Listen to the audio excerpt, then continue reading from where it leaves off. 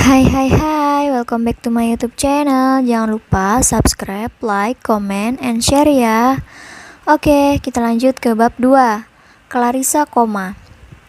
Di hari itu, pihak kepolisian yang membawa Clarissa ke rumah sakit berusaha mencari identitas pasien.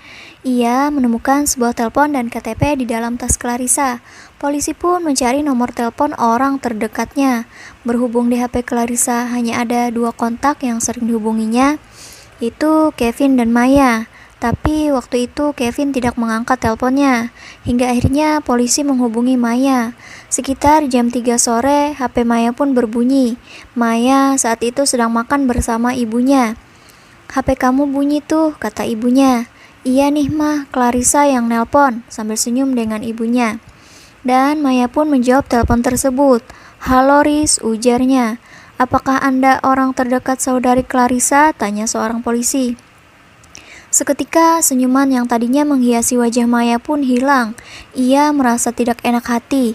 Ia pun menjawab, "Iya, betul, saya sahabat Clarissa. Maaf, ini siapa ya? Clarissanya mana?" tanya Maya balik.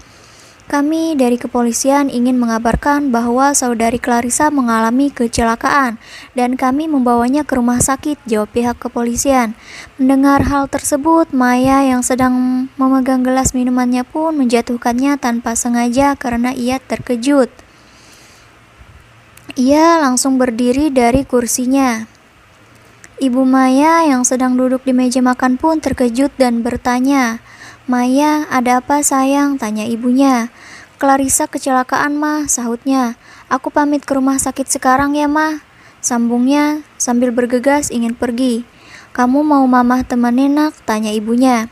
"Gak usah mah, biar aku sendiri aja. Mamah istirahat saja di rumah," jawabnya sambil bersalaman pamit sama ibunya. "Ya udah, kamu hati-hati ya sayang," kata ibunya. "Iya mah, aku berangkat dulu ya," jawabnya. Ia pun berangkat menuju ke rumah sakit, mengendarai mobilnya. Sewaktu di jalan, ia berusaha menghubungi Kevin, tapi tidak diangkat oleh Kevin. Maya pun mengirimkan pesan kepada Kevin. "Vin, aku hanya mau ngabarin kamu kalau Risa saat ini sedang berada di rumah sakit. Ia mengalami kecelakaan." Saat Maya tiba di rumah sakit, ia langsung bertanya pada pihak administrasi. "Permisi, korban kecelakaan yang bernama Clarissa di mana ya?" tanya Maya.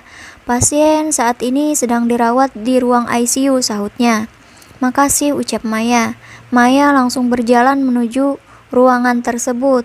Setibanya di depan ruangan, ia bertemu dengan beberapa orang polisi yang sedang berjaga di sana. Saat ia ingin memasuki ruangan tersebut, tiba-tiba salah seorang polisi menghentikannya. "Maaf, Anda siapa?" ujarnya. "Saya Maya, sahabat Clarissa," sahutnya. Polisi pun mengizinkannya untuk masuk. Maya pun bergegas masuk. Maya yang melihat kondisi Clarissa yang sedang terbaring koma di rumah sakit, tiba-tiba meneteskan air mata.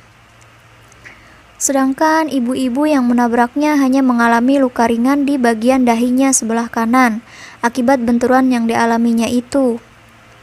Setelah selesai perawatannya, ia menjenguk Clarissa, dan ia bertemu dengan Maya.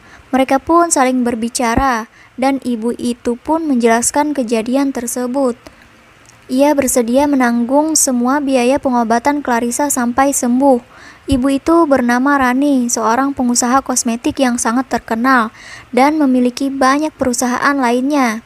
Saat sedang asik bicara, Rani sampai lupa berkenalan dengan Maya. "Oh iya, nama kamu siapa?" tanya Rani.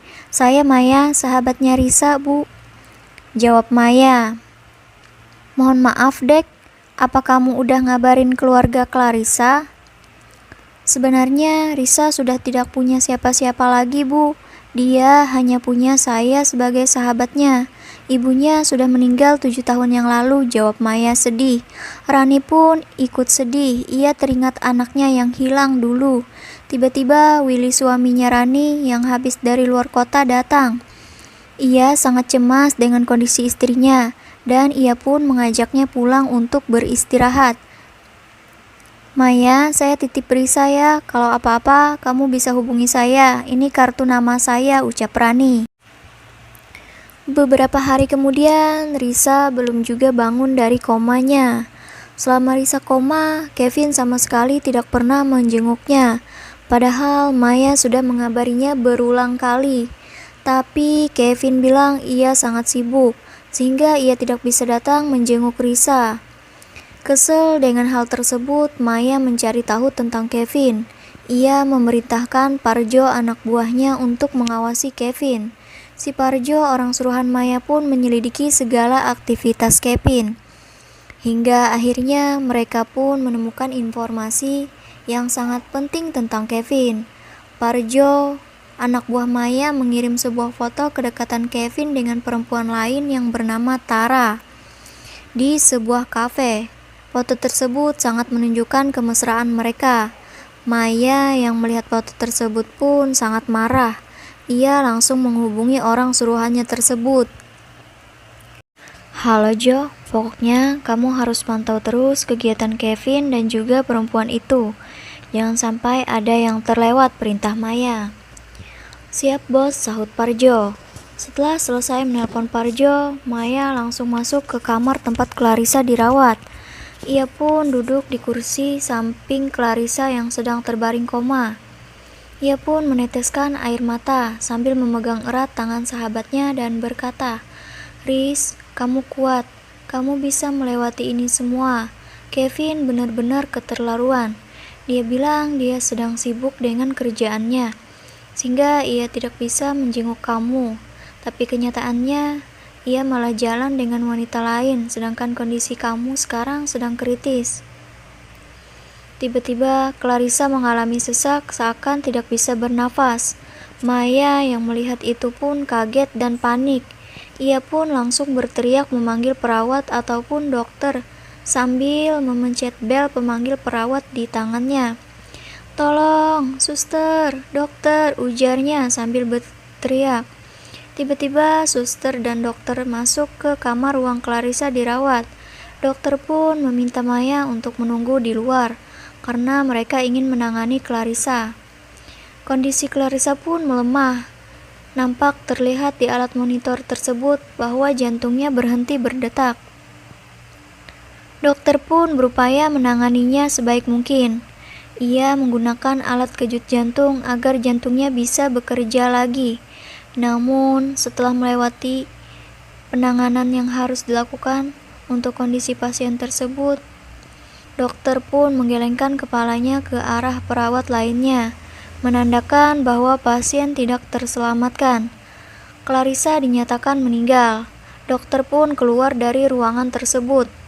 Maya yang mondar-mandir berjalan di depan pintu ruangan ICU karena kekhawatirannya kepada Clarissa sejak tadi pun langsung bertanya pada dokter. "Dok, gimana keadaan sahabat saya?" ujarnya. Dengan berat, dokter pun mengatakan, "Maaf, pasien tidak bisa terselamatkan," sahutnya. Mendengar hal tersebut, Maya langsung lari masuk ke ruangan Clarissa dan langsung memeluk Clarissa yang sudah dinyatakan meninggal.